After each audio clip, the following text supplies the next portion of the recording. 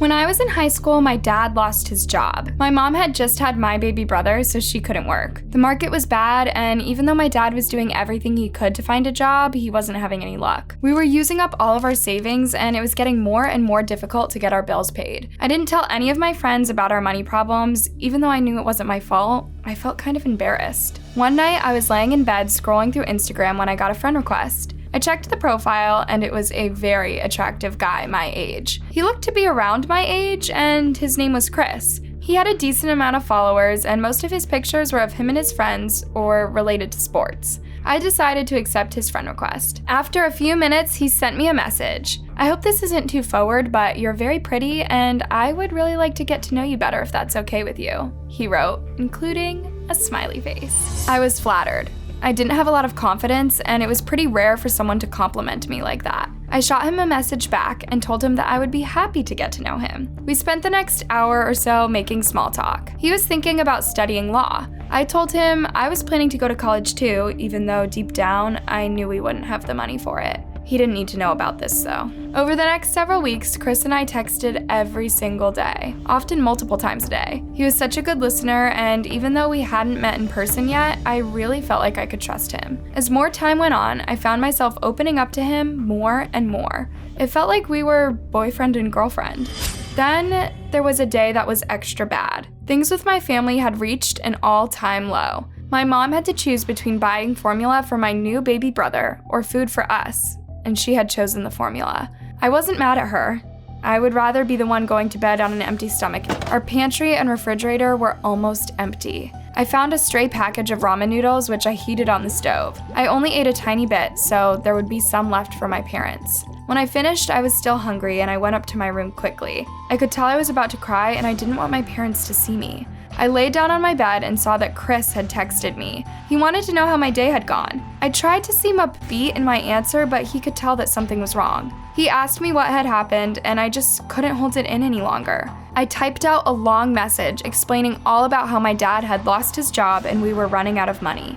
Chris took the time to read the whole message and was very nice about it. He told me that if I wanted, he could Venmo me some money. I thanked him, but told him that of course I couldn't accept that. He kept pressing me. He said his family had a lot of money, and he'd saved up a lot himself. Normally, I would have never agreed to take money from anyone, but at this point, my family was desperate. I caved in and gave him my Venmo username. I was shocked when only a few minutes later I got a notification on my phone from Venmo. It said that Chris had sent me $1,000. I burst into tears immediately and thanked him over and over through text. It was one of the nicest gestures anyone had ever done for me. The next day, I went to the store and bought all the groceries we were out of. I then filled up the refrigerator and the pantry. My parents were so relieved and happy they didn't even bother to ask me where I got the money. About a month later, Chris suggested that we meet up in person. He said he was going to be visiting a friend in my town and their parents were going to be gone. I immediately said yes, totally excited to meet him in person. We planned to meet Saturday night. Of course, I couldn't tell my parents where I was going because they would never let me. I waited until they fell asleep and then climbed out of my bedroom window. I jumped into my car and followed my GPS to the address Chris had given me. It led me to an area of town that definitely would be considered sketchy. I walked up to the front door and rang the doorbell. An older guy, probably in his early to mid-20s, opened it. He wore a stained tank top and sweatpants. He looked at me with confusion. I'm here to see Chris? His face quickly turned serious. Yes, come in. I walked in and he shut and locked the door behind me. I gasped as I looked around the room. There were girls about my age all over the place. They were passed out on couches and on the floor. Each one of them had a tag that had a number on it tied around their wrist. My gut told me instantly that I was in danger. I began to back away towards the door when the man who had greeted me called out, "We got another one." He grabbed me roughly by the wrist and shoved me onto a nearby couch. Another man, older than the first, came out of the shadows. He was carrying a syringe in his hand and looking right at me. I wanted to run, but I was being held down. The older guy pulled my sleeve shirt up, and before I could stop him, he stuck me in the arm with the needle. Everything went black almost instantly. When I woke up, I was laying in the back seat of a moving car. I had no idea where I was. I sat up and looked around. I was alone in the car with only one other man who was driving the car. I didn't recognize him. I glanced down at my wrist and noticed that a tag dangled there. It had the number 252 on it. I did my best to piece together what had happened. It hit me like a train when I finally realized there never was a Chris. I had been tricked into coming to that house. It was a human trafficking ring and I was being sold. The number on my wrist was an identification number, and I had been drugged last night. "Where are you taking me?" I asked the man who was driving. He didn't answer. "Where are you taking me?"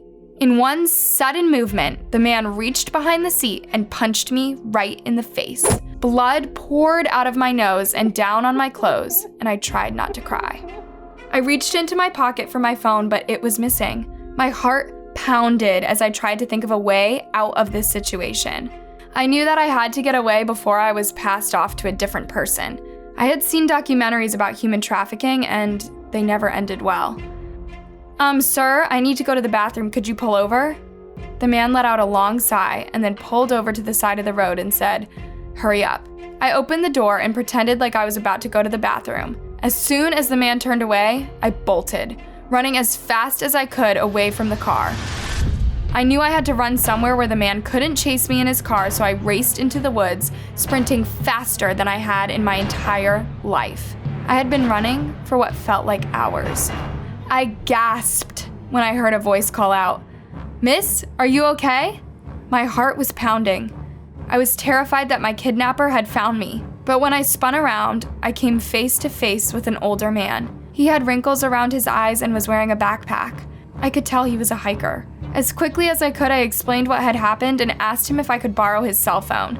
He explained that we wouldn't be able to get a cell reception out here, but his truck was close by.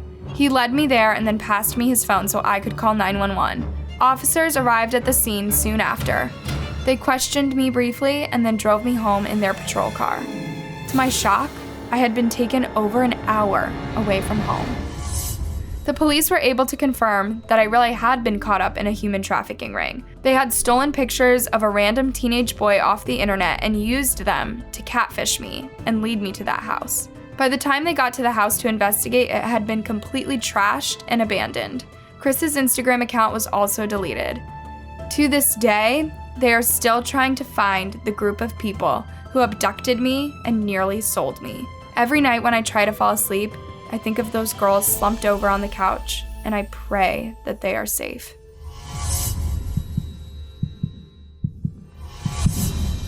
My childhood was anything but easy. My parents were both drug addicts who couldn't keep a job. By the time I was 6 years old, I had ended up in the foster care system and bounced around from family to family, each one terrible in its own way. By the time I was in high school, I had finally ended up in a good family. My adoptive parents cared about me more than the check they got once a month for taking care of me. My adoptive siblings seemed to like having me around, and I had enough to eat for once. Even though I was finally in a family that cared about me, the stress and trauma from my childhood didn't go away. I would wake up nearly every night screaming from nightmares. Eventually, my foster parents sat me down and said that they thought I should talk to somebody about my past. I about threw a fit when I thought they meant a shrink. That was the last thing I wanted to do. But instead, they told me about a group that they had heard about on Facebook. It was a private group where all the members had grown up in the foster care system. It was a great way to make friends with people you could relate to. I wasn't sure about the whole thing, but I ended up requesting to be let into the group just about an hour later. I spent hours reading through different people's posts, surprised to see that so many other people had stories similar to mine. One that particularly resonated with me was from a girl named Rachel. Like my own situation, Rachel had grown up with addicted parents and was tossed around from foster home to foster home. In her post, she included her Instagram handle. I ended up requesting to follow her and sending her a short DM explaining how much it meant to me to hear her story. It made me feel not so alone. Much to my relief, she accepted my friend request quickly and thanked me for my message. She said that if I ever needed someone to talk to, she would be there for me. I began messaging her on a nearly daily basis for months. Whenever I was feeling depressed or unloved, she always reminded me to stay positive and stay strong. On days where I felt like ending it all, she reminded me how valuable my life was. She saved my life time and time again. With Rachel's help, I got stronger. I became more confident and less anxious. The months passed by, and in time, I didn't feel the need to message her quite so often. Then that Christmas, I got the best news of my life. My foster parents were adopting me. I was finally going to have a real family. I pulled up Instagram, excited to share my happy news with Rachel. Much to my surprise, the account was no longer there. I was surprised and confused. Why would she delete her account without telling me? I had no way of getting in contact with her now. I pulled out the yellow pages and flipped until I found her last name. I knew what city she was from and found her parents' names quickly. There was an address, but not a phone number. The very first thing the next day, I plugged the address into my GPS and it led me to a small cottage. I was surprised when a tiny, weak-looking woman opened the door. Hi, I'm looking for Rachel," I said to her. She looked at me with confusion. "How do you know Rachel?" she asked. I explained how I had met her through a support group and how she had been helping me over the last several months. Instantly, tears showed up in the woman's eyes. She explained that Rachel had died over 30 years ago. She hadn't been able to get through the PTSD she had from foster care and eventually took her own life.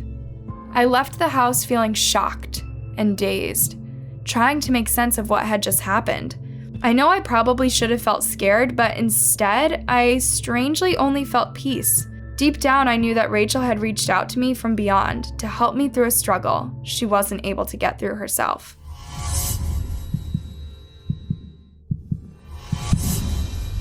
When I was in high school, both of my parents worked day jobs, and my sisters Sarah and I were gone most of the day, either at school or busy with sports. We would usually leave the house around 7 each morning and wouldn't be home until late. The house would be empty the rest of the time. One day I came home after a long tennis practice and was dying to take a shower. I went up to my room to grab the long, oversized t-shirt I loved to sleep in. I always kept it under my pillow. Much to my surprise, it was gone. Thinking that maybe my mom had done some laundry, I asked her if she had taken it, but she told me nobody had been in my room all day. I brushed it off and found a different shirt to wear.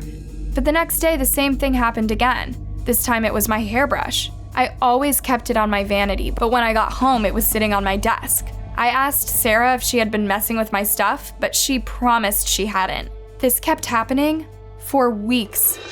Whenever I would get home from school, something in my room had been moved to a different spot.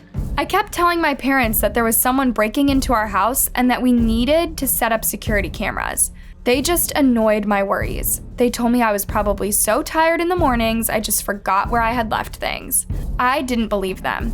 I had a gut feeling that something was very wrong. Every night I had trouble falling asleep. I just had this nagging feeling that I was being watched. One night I was about to go to bed when my phone pinged, telling me that I had a new friend request. The username was Following Farah 1159. Farah was my first name, and I immediately assumed someone was playing a prank on me. But when I clicked on the account and began scrolling through the pictures, I gasped loudly in horror. The pictures were all of me, taken from inside my room. Most of them were of me in my bed, fast asleep. Whoever had taken it was clearly standing over me, right by my head. Then, there were pictures that I could tell had been taken from inside my closet. There were pictures of me working at my desk, playing on my phone, and even pictures of me getting dressed. I ran out of my room screaming for my parents. I showed them the pictures and we all got out of the house right away and called the cops. The police searched the house completely, even bringing in canines to help find the intruder. The search led them to the basement of our house, where our crawl space was. We used it to store Christmas decorations and hadn't been in there in months. It was there that they found a homeless man, who, based on the trash and belongings he had brought in there, had been camping up there for months. He came out only when we weren't home or when we were sleeping. The police arrested him, assuring us that we would be safe from now on. I felt more terrified than I ever had in my entire life. I couldn't sleep and was always looking over my shoulder and checking under my bed to make sure I was alone. My parents installed security cameras to make me feel better, but nothing helped. My safe space was taken away, and I don't know if I will ever feel the same again. If you liked this story, check out the other new video on Anna Horror. 3 true Instagram catfish horror stories. It's guaranteed to send a shiver down your spine. Sleep tight.